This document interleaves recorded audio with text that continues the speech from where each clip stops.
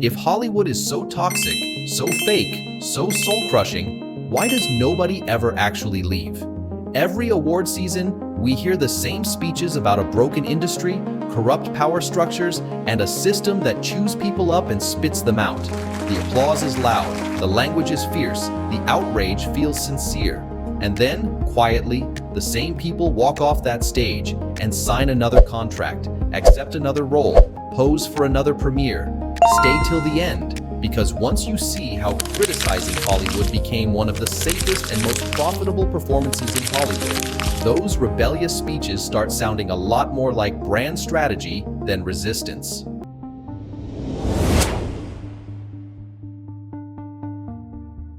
The image is always carefully staged. A star steps up to a microphone beneath blinding lights dressed by a brand that paid for the outrage to look effortless. The room is full of people who benefit from the same system being criticized, but the moment is framed as defiance. Cameras zoom in. The crowd applauds. A sentence about corruption, toxicity, or exploitation is delivered with just enough anger to feel brave, but not enough to feel dangerous. Hollywood loves these moments. Award shows, talk shows, film festivals, they are perfect theaters for controlled rebellion. The setting itself does half the work. Velvet curtains, orchestras swelling in the background, an audience trained to clap on cue. When someone says this industry is broken from the center of its most glamorous stage, it doesn't sound like hypocrisy. It sounds like honesty. It feels raw even when it's rehearsed. Media coverage amplifies the illusion. Headlines quote the most confrontational line, stripped of context and consequences. Actor slams Hollywood. Star calls out the industry. The language suggests risk as if careers are hanging in the balance. But nothing actually changes. The same outlets that celebrate the criticism will days later promote the next project from the same person, produced by the same studios, marketed through the same machinery. Talk shows play their role too. Hosts nod sympathetically as guests describe how fame feels empty, how the system is cruel, how success came at a personal cost. The audience laughs, claps, empathizes. The confessions feel intimate, almost therapeutic. What's left unsaid is that these conversations happen on platforms funded by the very ecosystem being criticized. Vulnerability becomes content. Disillusionment becomes a selling point. Social media completes the picture. Clips circulate of brave moments cut down to 60 seconds framed as acts of courage. Comment sections fill with praise for authenticity. At least they're honest. They're one of the good ones. The criticism is consumed as proof of character, not as a demand for change. The act of speaking out replaces the act of walking away. The aesthetic is crucial. Rebellion in Hollywood is polished. It never looks desperate or costly. It's styled, scripted, and carefully timed around release schedules. Complaints about exploitation arrive just as a new film premieres. Condemnations of fame surface conveniently during press tours. Discomfort is expressed loudly, but only in ways that generate more attention, more credibility, more relevance. Even when someone claims to hate celebrity culture, the claim itself becomes a form of celebrity. Being anti-Hollywood inside Hollywood is a recognizable role, one the audience understands and rewards. It signals depth, integrity, a sense that the speaker is above the mess even while standing in the middle of it. From the outside, it looks like critique. From inside the system, it functions more like insulation. By acknowledging the flaws publicly, Hollywood neutralizes deeper scrutiny. If the insiders are already calling it toxic, what else is there to say? The system appears self-aware, almost self-correcting, even as nothing about its structure shifts. This surface-level rebellion is comforting. It allows audiences to feel morally aligned with the people they admire without asking for sacrifice. No one has to give anything up. Not the star, not the studio, not the viewer. Criticism becomes a ritual repeated every year, predictable enough to feel sincere and safe at the same time. But surfaces only hold as long as no one looks underneath. And once you start examining how these moments function, not emotionally, but structurally, a different story begins to emerge. One where outrage isn't a threat to power, but a tool used by it. Over time, these moments of criticism stop feeling spontaneous and start feeling familiar. The same phrases resurface, slightly reworded, recycled across interviews and acceptance speeches. This industry needs to change. We have to do better. I hate what Hollywood does to people. The statements sound bold, but they're vague enough to offend no one who matters. No names, no contracts questioned, no doors closed behind them. The mythology that forms around these figures is carefully balanced. They are framed as insiders who somehow remain pure, people who see through the illusion but are trapped inside it, victims and beneficiaries at the same time. This contradiction doesn't weaken their image, it strengthens it. It allows audiences to admire their success while forgiving the system that produced it. Publicists understand this dynamic well. Controlled criticism becomes a branding asset. It signals depth without risk, rebellion without sacrifice. A star who openly despises Hollywood appears more real than one who embraces it. The discontent becomes a layer of authenticity, layered neatly on top of wealth, fame, and access. Quotes from these moments are elevated into moral slogans. Fame is a prison. Hollywood destroys creativity. I never wanted this life. The irony is rarely addressed. These declarations don't lead to exits or refusals. They lead to prestige projects, passion films, and award season narratives about bravery and truth-telling. The myth doesn't ask them to leave. It asks them to complain beautifully. The audience plays a crucial role in maintaining this illusion. Fans want to believe their favorite stars are different, that they're self-aware, that they're one of us trapped in a system they didn't design. This belief protects the relationship. It allows admiration to coexist with moral discomfort. If the star hates Hollywood too, then enjoying their work feels less complicit. Media reinforces the myth by treating criticism as courage rather than calculation. Articles praise honesty instead of examining incentives. The question is never why stay, but how brave was that speech? The act of speaking becomes the story, not the absence of consequence. Silence about action is replaced by noise about intention. What makes this mythology so effective is how it reframes power. Influence is presented as burden. Privilege is rebranded as suffering. Being at the center of the system is portrayed as a form of captivity rather than control. The star becomes sympathetic, even heroic, for enduring the very structure that elevates them. And so the loop tightens. Criticism increases credibility. Credibility increases demand. Demand increases leverage. The more convincingly someone performs disgust with Hollywood, the more valuable they become within it. Rebellion stripped of its risk turns into a renewable resource. At this point, the question is no longer whether these critiques are sincere. It's whether sincerity even matters when the outcome is always the same. The system absorbs the complaint, polishes it, and sends it back as proof of its own self-awareness.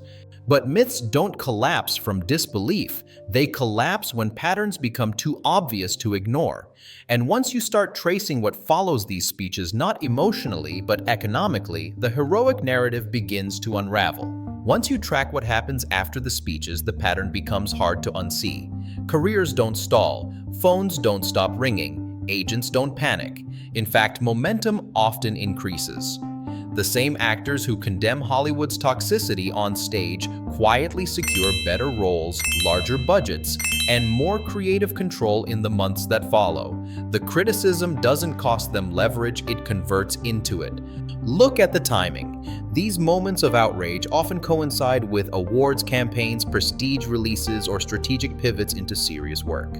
A public denunciation of the industry reframes the next project as meaningful rather than commercial. Suddenly, a film isn't just entertainment, it's resistance from within. The system rewards this framing because it adds depth without demanding disruption. There's also a crucial asymmetry in who gets criticized. The complaints are almost always abstract. The industry, the culture, the system. Never the studio signing the checks. Never the executive greenlighting the next deal. Never the brand sponsoring the red carpet look. Power remains unnamed, which keeps relationships intact. The critique feels sharp to the audience but harmless to the infrastructure. Behind the scenes, this is understood. Publicists shape language carefully, ensuring statements sound confrontational without being actionable. Anger is expressed as disappointment. Condemnation is softened into concern. The performance signals conscience while preserving access. It's not rebellion, it's reputation management. And then there's the fallback narrative. If challenged, the star can always claim they're trying to change things from the inside. It sounds noble, pragmatic, responsible, but inside influence is rarely measured, and results are conveniently undefined. Staying becomes framed as sacrifice rather than self-interest. Leaving is painted as unrealistic, even irresponsible. The myth protects itself by redefining compromise as maturity. The industry benefits enormously from this arrangement. By allowing visible dissent, it appears open, reflective, even progressive. The system absorbs criticism like shock absorbers absorb impact, dispersing force, so nothing actually breaks. Hollywood looks self-aware, which makes external critique easier to dismiss. What more do you want? They're already saying it themselves. The economic incentives are clear. Rebellion sells. Disillusionment markets well to audiences increasingly skeptical of institutions. A star who openly hates Hollywood can still headline its biggest projects now with an added layer of credibility. Their anger becomes part of the product. Their frustration becomes a marketing angle. The more convincingly they perform discomfort, the more culturally valuable they become. What's rarely acknowledged is the opportunity cost. Real resistance would mean refusal, turning down roles, walking away from awards, breaking contracts, and that kind of resistance almost never happens at scale because it would actually threaten the system and the individual standing within it. So dissent is rerouted into speech, not action. This is how power learns to speak against itself without ever surrendering anything. By turning criticism into content, the system ensures that outrage circulates endlessly while structures remain intact. The audience feels seen, the star feels virtuous, Hollywood keeps moving. And once that mechanism is clear, the question shifts. It's no longer about whether Hollywood is toxic. Most people already know it is. The real question is why the loudest critics never seem willing to test what leaving would actually cost them. This pattern makes more sense when you zoom out. Hollywood isn't unique in this behavior, it's just better at performing it. Across modern culture, power has learned how to survive by criticizing itself in public. Corporations apologize before anyone asks. Platforms acknowledge harm while continuing the same practices. Institutions adopt the language of their critics without absorbing any of the consequences. Hollywood simply does it with better lighting. What's happening here is a broader shift in how legitimacy is maintained. In an era where blind admiration looks naive, credibility now comes from visible discomfort. To appear trustworthy, those at the top must signal that they're aware of the system's flaws. Silence looks complicit. Complaining looks honest. The performance of self-critique becomes the new badge of virtue. Audiences are primed for this. People are more skeptical of institutions than ever, but still emotionally attached to the stories and faces those institutions produce. The idea that a favorite actor secretly hates Hollywood offers a kind of moral relief. It allows viewers to enjoy the product while believing they're not endorsing the system behind it. The star becomes a proxy for the audience's own ambivalence. This dynamic mirrors a wider cultural habit mistaking language for action. Calling something out feels like progress even when nothing changes.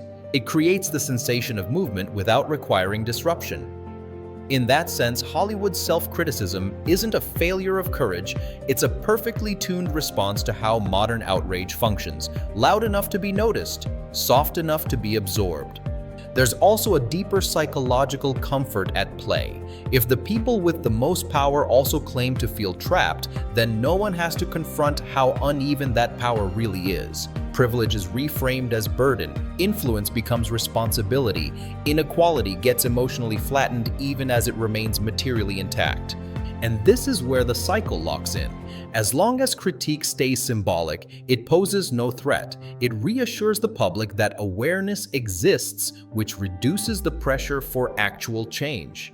The system doesn't need to improve, it just needs to acknowledge that improvement would be nice. Hollywood didn't invent this logic, it perfected it, a place where rebellion can be staged without consequences, where dissent can be monetized, and where staying is always framed as necessary, even virtuous. Leaving would break the spell. Staying keeps the story going.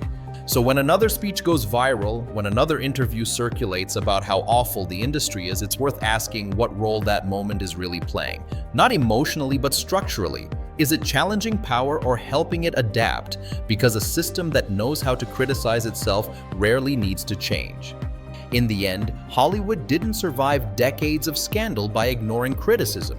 It survived by absorbing it, by turning outrage into applause, discomfort into credibility, and rebellion into another genre it knows how to produce. The industry learned that the safest place for dissent is on its own stages, under its own lights, on its own terms. The stars who say they hate Hollywood aren't necessarily lying, but hatred when it never leads to departure becomes decoration. A personality trait, a branding layer that signals depth while leaving power untouched. Complaining becomes a way to stay relevant without risking anything that actually matters.